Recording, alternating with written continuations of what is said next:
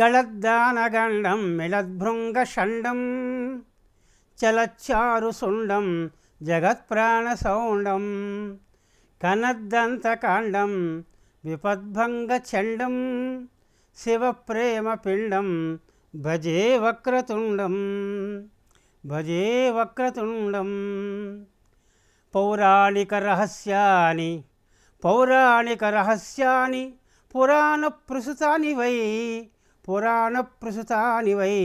వ్యాసాది మునిరుక్తాని శ్రూయంతాంభో మహాశయాః. ETV life ఆధ్యాత్మిక channel తమసోమా జ్యోతిర్గమయ కార్యక్రమానికి స్వాగతం.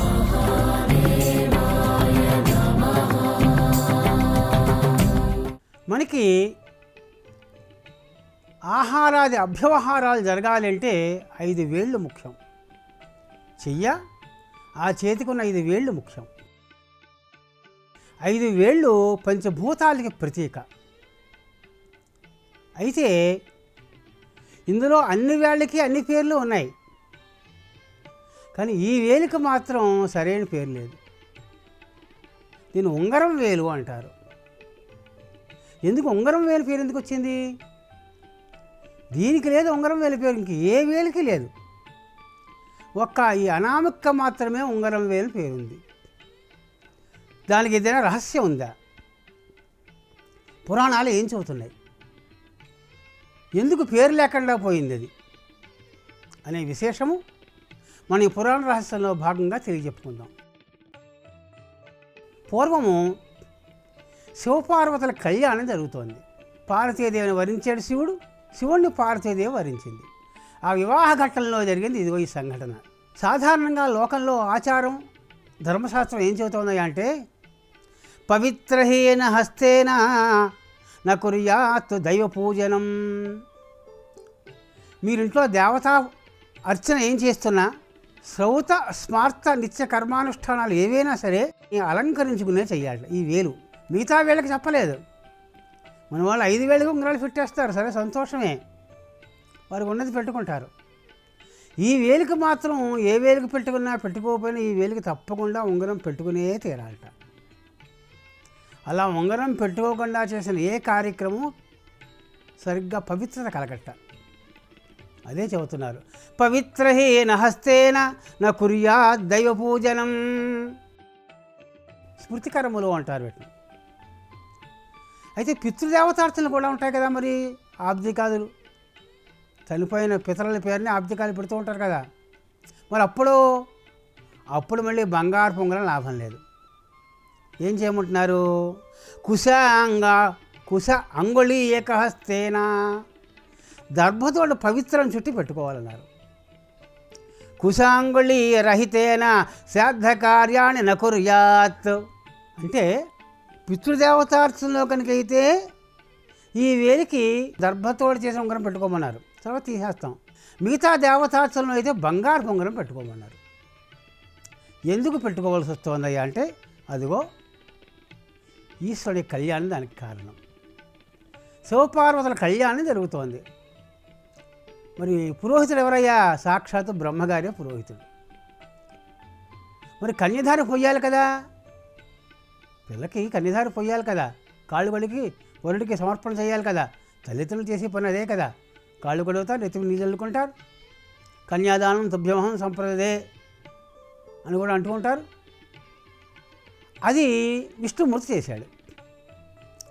చేసిన తర్వాత సప్తపది 7 సార్లు ప్రదక్షిణ చేయాలి అగ్నిహోత్రం చుట్టూ. ఆ సమయంలో బ్రహ్మగారికి 5 తలకాయలు ఉండేవి పూర్వంలో.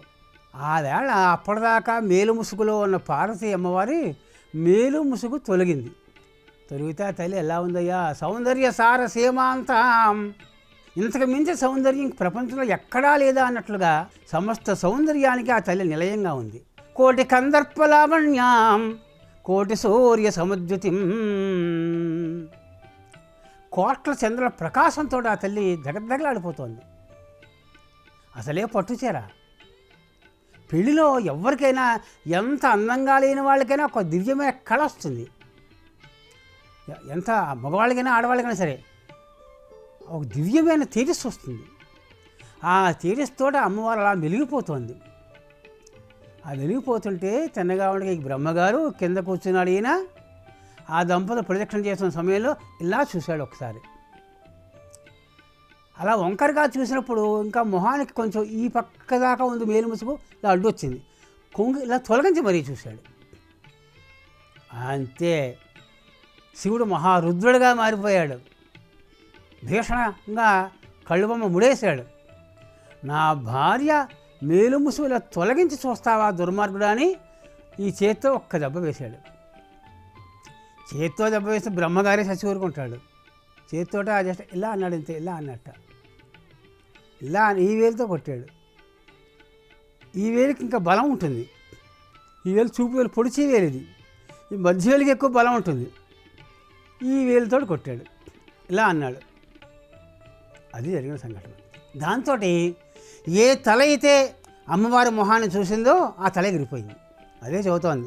బ్రహ్మణం బ్రహ్మణ పంచమం శీర్షం, బ్రహ్మణ పంచమం శీర్షం బద్ధం శంభోరణామికా. ఆ బ్రహ్మగారి తలకాయ తెగిపోయింది. తెగి కింద పడిందా? ఎక్కడా పడలేదు. ఆ వేలుకి వచ్చి అంటుకుంది. ఓన్లీ పెళ్ళిలో ఆయన తలకాయ తక్కువట్టడం ఏమిటి? కర్మ, ప్రారంభ కర్మ, తప్పించేది లేదు. అప్పటి నుంచి మన బ్రహ్మగారికి 4 తలకాయలు. ముందు శివుడి పెళ్ళడానికి ముందు 5 తలకాయలు ఉండేవి. చేసిన తప్పు ఏ తలతో తప్పు చేశాడో ఆ తలని తీసేశాడు. అదే ఈ వేలుతో తీశాడు. ఎప్పుడైతే వేలు కంటుకుంది ఆ బ్రహ్మగారి తలకాయ నైస్గా అంటుకుంది, పైగా ఇలా అంటుకుంది. ఇలా అంటుకుంటే ఏమైంది? రుద్రోయేణ కపాల పాణిపుటకే భిక్షాటనం సేవతే. ఇలాగా బ్రహ్మగారి కపాలం ఇలా విరుస్తున్నాడు, బయటపట్టడం లేదు. ఏమయ్యా విష్ణువు చూడవయ్యా అన్నాడు. నాయనా, చేసిన తప్పు నువ్వైనా నేనైనా ఎవరైనా అనుభవించక తప్పదు. అవశ్యం అనుభోక్తవ్యం కృతం కర్మ శుభాశుభం. ఎవరైనా తప్పు చేస్తే అనుభవించక తప్పదయ్యా మహానుభావ, అనుభవించాలన్నాడు. ఎక్కడ కూడా పెళ్ళిలో ఈ తలకాయ అంటుకుంటే వెళ్ళావయ్యా, ఏం చేస్తాం? అయితే పని చేస్తానులే, నువ్వు అంతగా నన్ను ప్రార్థించి అడుగుతున్నావు కనుక ఈ పాపాలు నలుగురికి పంచుతున్నాను అన్నాడు. ఆయన తన దివ్యశక్తితోటి ఆ బ్రహ్మగారి శీర్షం తక్కువ బ్రహ్మహత్యా పాపం ఏదైతే ఉందో దాన్ని నలుగురికి సమానంగా పంచాడు. ఒక భాగం భూలోకంలో ప్రతి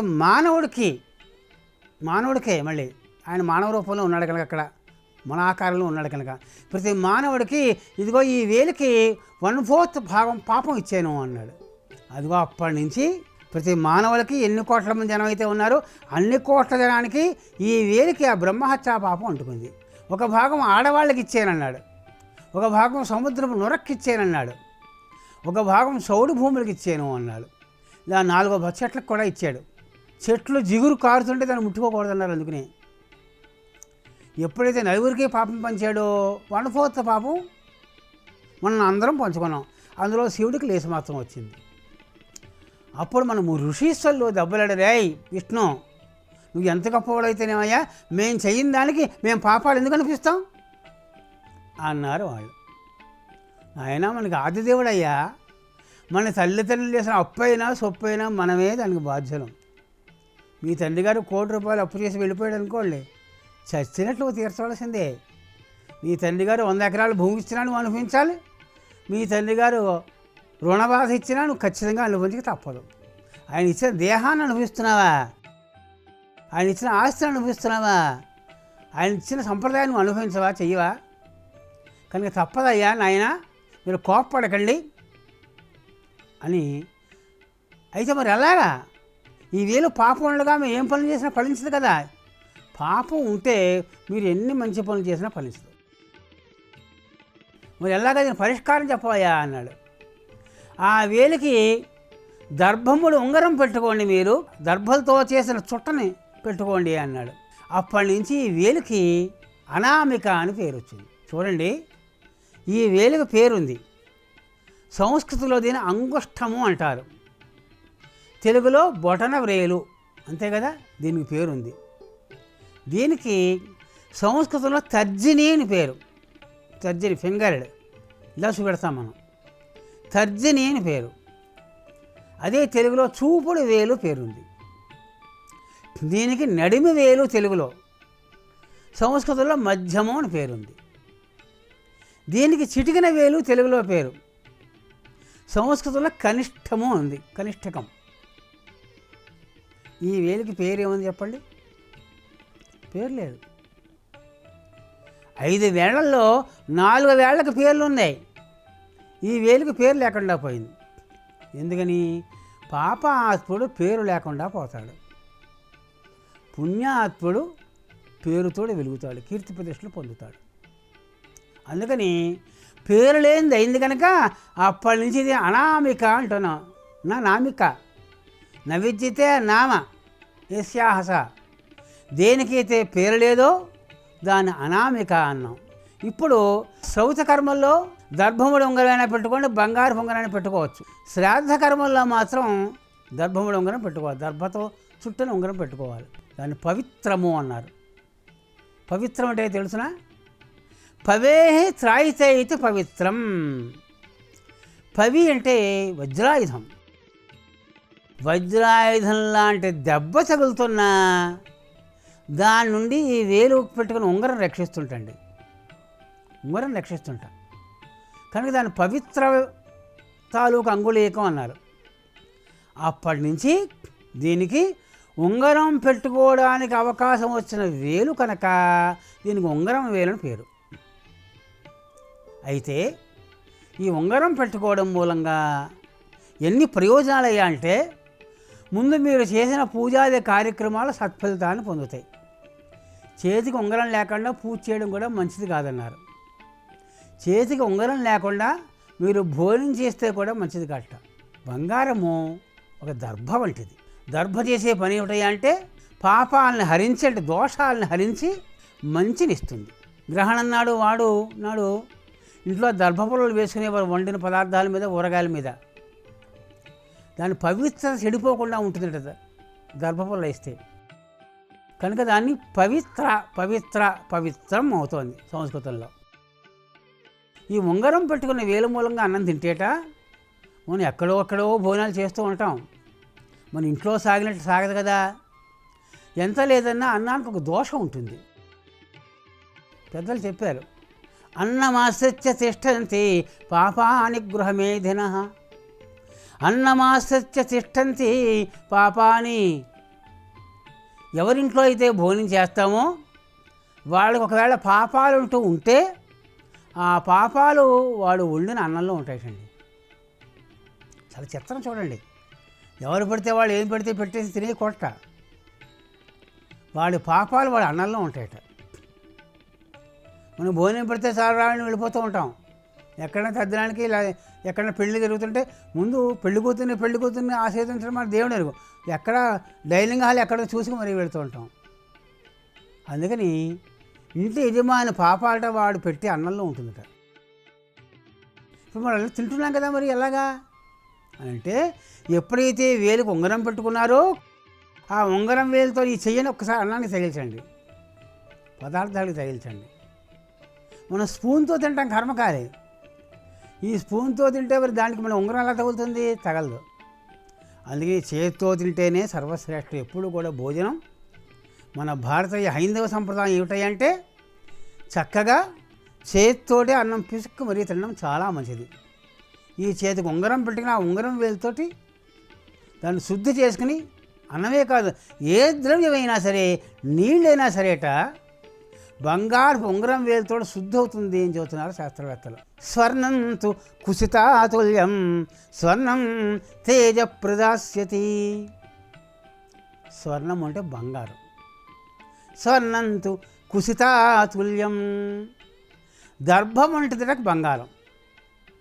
దర్భలు 10 రకాల దర్భలు ఉన్నాయి. దర్భల్లో కూడా 10 రకాలు ఉన్నాయి.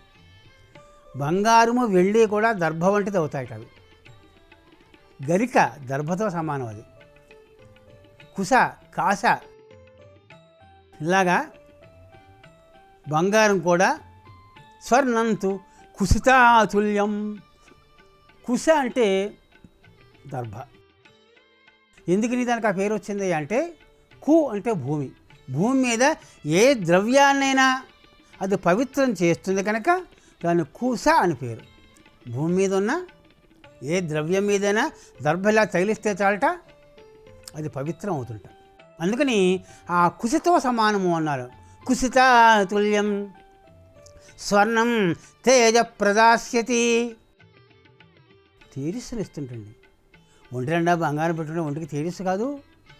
అంతేకాట బంగారు ఆభరణాలు ధరించడం మూలంగా బుద్ధి బాగా పనిచేస్తుంటుంది. మళ్ళీ మాట్లాడే మగవాళ్ళ కంటే ఆడవాళ్ళ బుద్ధి బాగా పనిచేస్తుంది. వాళ్ళు ఎప్పుడూ మెళ్ళో హాయిగా బంగారు మంగళసూత్రాలు వేసుకుంటారు, బంగారు నెక్లెస్లు వేసుకుంటారు, చెవికి ఆభరణాలు పెట్టుకుంటారు. అందరూ బంగారం ధరించి తీరాలి. తస్మాత్ హిరణ్యం భార్యం అంటోంది వేదం. వేదము నాయనలారా అందుకని ఈ వేలికి తప్పకుండా బంగారు ఉంగరం పెట్టుకోండిరా. తస్మాత్ అందువల్ల ఎందువల్ల ఈ వేలు అందరి వేలికి కూడా బ్రహ్మహత్యా పాపం ఉండడం మూలంగా హిరణ్యం బంగారము భార్యం ధరింపదగినది అని వేదం చదువుతున్నమాట. కనుక ఆ పెద్దలో పిన్నలో అందరికీ చెప్పేది ఏమిటయ్యా అంటే అన్నం తినే ఉంగరం తీసేయద్దు. ఎక్కడ జిడ్డు పడిపోతుందో తీసేస్తూ ఉంటారు, తర్వాత పెట్టుకుంటూ ఉంటారు. ఉంగరం అలంకారం కాదు. మెయిన్ పర్పస్ ఏమిటయ్యా అంటే ఉంగరానికి నువ్వు తినే ద్రవ్యము పవిత్రం అవుతుంది, నీ ఒంటికి తేజస్సునిస్తుంది, నీ బుద్ధికి పదును పెడుతుంది బంగారము.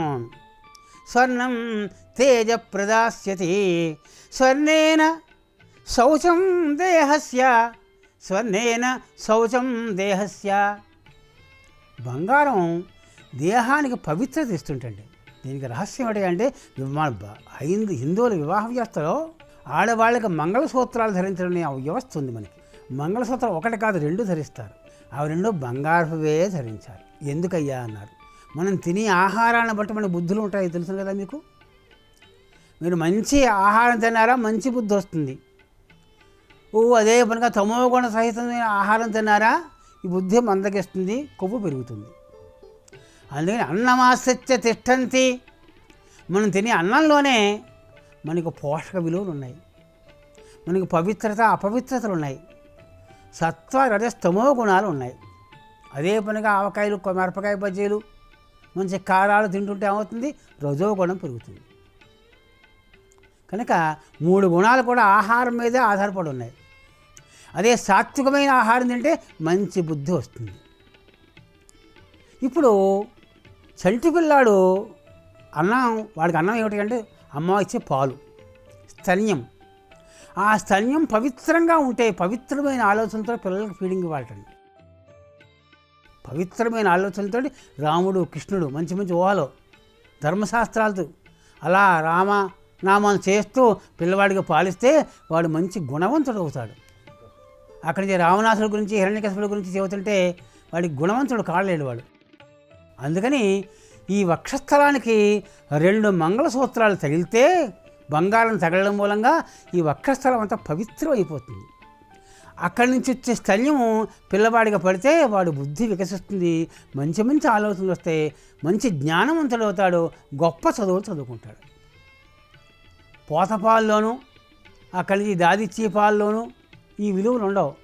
తల్లి ఇచ్చే బంగారం తగిలిన భాగం నుంచి వచ్చే పాలు మూలంగా పిల్లవాడికి పవిత్రత చేకూరుతుంది.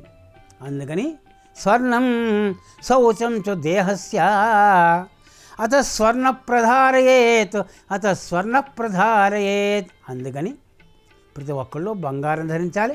మీ దగ్గర డబ్బు ఉన్నా లేకపోయినా అనాకాశ బంగారమైనా చేయించుకుని ఈ వేలికి ఉంగరం పెట్టుకుంటే ఆ ఉంగరం 24 గంటలు అలా ఉంచుకుంటూనే ఉంటే దానివల్ల ఏం ఆహారం తింటున్నా ఆహారం తాలూకు కొంత వీలైనంత వరకు చెడుగుణం తొలగింపబడుతుంది. అప్పటి నుంచి అది ధరించడం మూలంగా ఈ వేలికి ఉంగరం వేలు అని పేరు వచ్చింది. రింగ్ ఫింగర్ అంటారు సంస్కృతం ఇంగ్లీష్లో. ఇది ఇంత కథ ఉంది. ఈ ఉంగరం వేలుకి బ్రహ్మగారు చేయించిన వివాహానికి శివపార్వతుల కళ్యాణానికి ఇంత పెద్ద హిస్టరీ చెబుతోంది మనకి విష్ణు ధర్మోత్తర పురాణం. అందుకని తస్మాత్ హిరణ్యం భార్య. అందుకని చెవులకు కూడా బంగారు ఉంగరాలు పెట్టుకునేవారు, లోలకలు దుద్దులు పెట్టుకునేవారు, కవలాలు పెట్టుకునేవారు. ఎందుకని ఈ చెవితో మంచి మాట, ఏ మాట విన్నా మంచి మాటగా అర్థమవుతుంది. ఈ మెడకి నువ్వు ఏ ఆహారం తిన్నా, ఏ మాట మాట్లాడినా పవిత్రమైన వాక్కు వస్తుంది. అందుకే నఖశక పర్యంతం బంగారం ధరించడం మూలంగా మానవుడు మంచి ఎదుగుదల పొందుతాడు, ఆయుష్మంతుడు అవుతాడు. ఆయుర్వైహిరణ్యం వేదం చెబుతున్న మాట. ఆయుర్వైహిరణ్యం, నువ్వు బంగారం పెట్టుకోవడం మూలంగా, బంగారం తినడం మూలంగా, బంగారం వంటి ఆహారం సేకరించడం మూలంగా నీకు ఆయుర్దాయం పెరుగుతుంది చెబుతోంది. ఆయుర్దాయం పరీక్షకుని మన చేతుల్లో ఉంది. కనీసం బంగారు ఉంగరాలనే పెట్టుకోండి, బ్యాంకుల్లో పెట్టుకోవడం కాదు, ఇతర ఉంగరాలు కాదు, రాగి ఉంగరాలు కాదు, ఒక చెవికి పెట్టుకోవడం కాదు. పెట్టుకుంటే 2 చెవులకి పెట్టుకోండి, మిగతా అన్ని వేళకి పెట్టుకోండి. ఈ వేలికి మాత్రం తప్పకుండా ఉండాలని చెబుతూ స్వస్తి ప్రజాభ్యః పరిపాలయంత. ఈ కార్యక్రమాన్ని తిరిగి చూడాలనుకుంటే www.youtube.com/@ETV Life Spiritual లో చూడవచ్చు.